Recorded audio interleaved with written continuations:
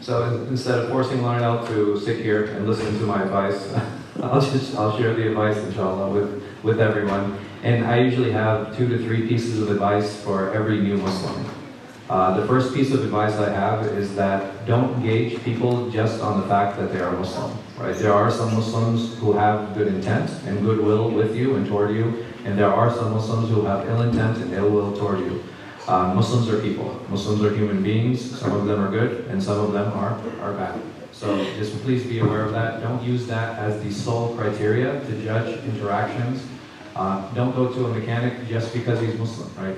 Being Muslim is good, but he needs to be a good mechanic too, right?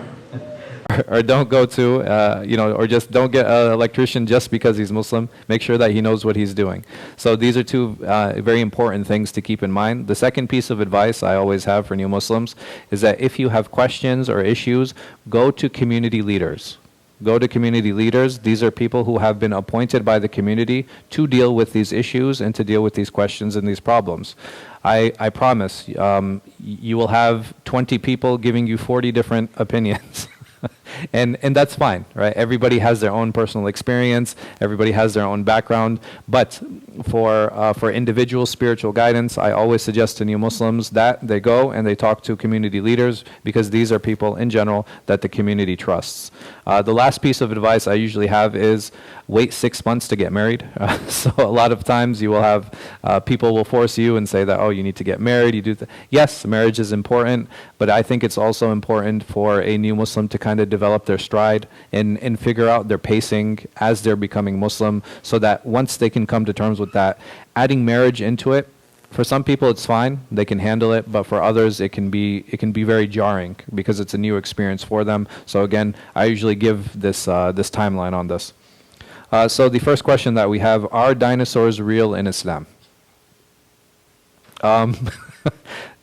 So I guess this brings up a broader question on how do we deal with things that the Quran is silent about. There are a number of things that the Quran does not talk about. And number one, is the Quran a history book? No, it's not. It's not a history book. It's not a science book. It's a book of hidayah. It's a book of guidance. Does it tell us about certain elements? Something? Make an announcement. No, tafadhal, go ahead. I was talking about dinosaurs. So. Assalamu alaikum. My brothers and sisters, there are 2 or 3 cars that are parked on the grass in the church. And the church has given us warnings in the past that if we park illegally, they will stop allowing us to use their parking lot. So if you are parked on the grass, please go move your car or it will be towed. Otherwise, you are going to be the cause of preventing or causing great harm to your brothers and sisters that will not be able to park in the church in the future, because they will revoke our right to use their parking lot. So if you're parked on the grass in the church, if you're parked wrong, please go remove your car right now. Jazakumullah khair. Jazakumullah khair. So there are a number of things that the Quran is silent about. One of those things is dinosaurs. Another thing is the aliens, right? So there are things that the Quran does not talk about. And when it comes to those things that the Quran does not talk about, or it might give an indication that such things exist, then I'm not obligated to believe in those things, right? The only thing that I'm obligated to believe in are those things that Allah and His Messenger have told us that these are the things you need to believe in. And what are those things specifically? The 6 pillars of Iman, right? I have to believe in Allah, I have to believe in His books, I have to believe in His messengers, right? I have to believe in the angels, etc. Right? So these are the things I must believe in 100%.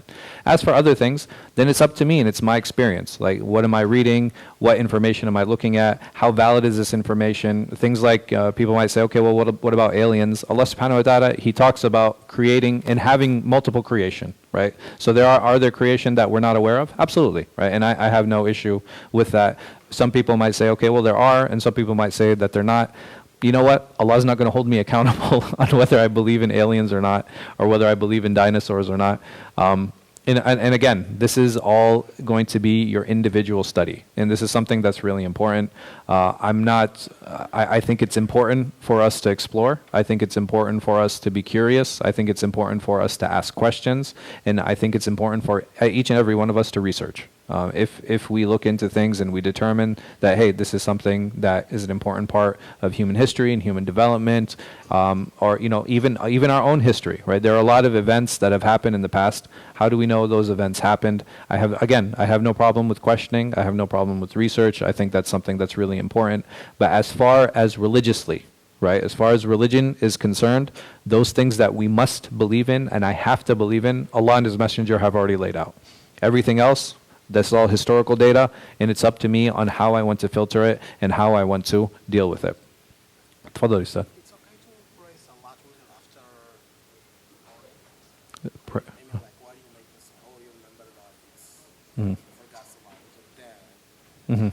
after Adhan it's okay. Pray which one? Witr. Oh, okay. So the question is, if I forgot to pray witr, right? If I forgot to pray witr and I'm in the middle of suhoor, is it okay for me to pray witr? I am allowed to pray witr up until the adhan of fajr, right? So the witr time, it goes until the adhan of fajr. The time for isha is, there is khilaf, right? There is khilaf. So I think the Hanafis, the Malikis, and the Shafi'is, they say that the time for salat al-isha actually goes until fajr. The Hanabila, they say no. The time for Isha only goes nisf al-layl. It only goes halfway through the night. But all of them agree that the best time to actually pray with it is the last third. So when is the last third? Is anything before Salat al-Fajr, right? So anything before Salat al-Fajr, as long as you pray it in that time, it's fine. Witr is the only sunnah prayer that the Prophet ﷺ ever did qada for. So when he missed it, he actually made duha. So if he sallallahu alayhi wasallam, and I think there's one instance that's recorded of where he missed witr, he got up and he prayed duha. And duha is in sets of 2 versus witr, which is 1. So that's the difference, and that's how it's made up, and Allah knows best.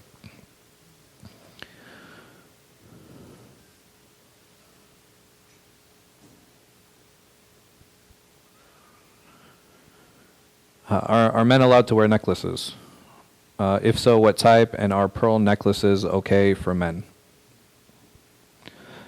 This would fall into the cultural difference in understanding what is considered men's clothing and what is considered women's clothing, and men's adornment and women's adornment.